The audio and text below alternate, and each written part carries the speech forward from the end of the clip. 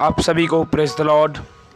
आज मेरे प्रियो हम दाऊद के पुत्र इजराइल के राजा सुलेमान के नीति वचन को आज सीखने जा रहे हैं और इस पे हम सब लोग आज मनन करेंगे।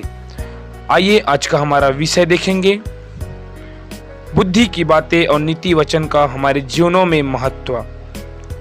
आइए मेरे प्रियो आज हम नीति वचन 1 अध्याय से 1 पद से 6 पद तक आज वचन की मनन पर जाएंगे।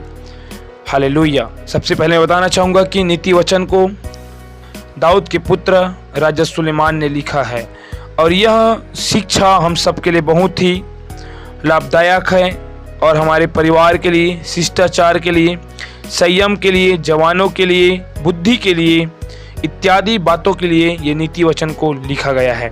आइए देखें 1 पद। दाऊद के पुत्र इजराइल के राजा सुलेमान के नीति वचन।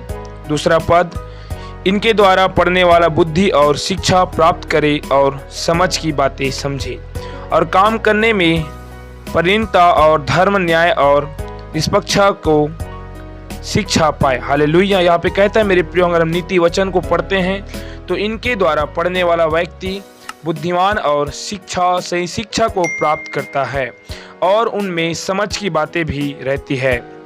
और साथ ही साथ हम नीति वचन का जब मनन करते हैं मेरे प्रियो, तो हम एक अच्छे काम में प्रवीणता को भी जानते हैं और न्याय धर्म की भी शिक्षा को जानते हैं। 4 पद बताते हैं कि भोलों की चतुराई और जवान की ज्ञान और विवेक मिले, कि बुद्धिमान सुनकर अपनी विद्या बढ़ाए और समझदार बुद्धि का उपदेश पाए। हालेलुया। हाँ मेरे प्रियो, जो जवान हैं अगर इस वचन को पढ़ते हैं, नीति वचन को पढ़ते हैं, तो जो भोले हैं वे चतुराई को सीखते हैं और जो जवान हैं ज्ञान और विवेक को भी इस नीति वचन पढ़ने के द्वारा प्राप्त करते हैं।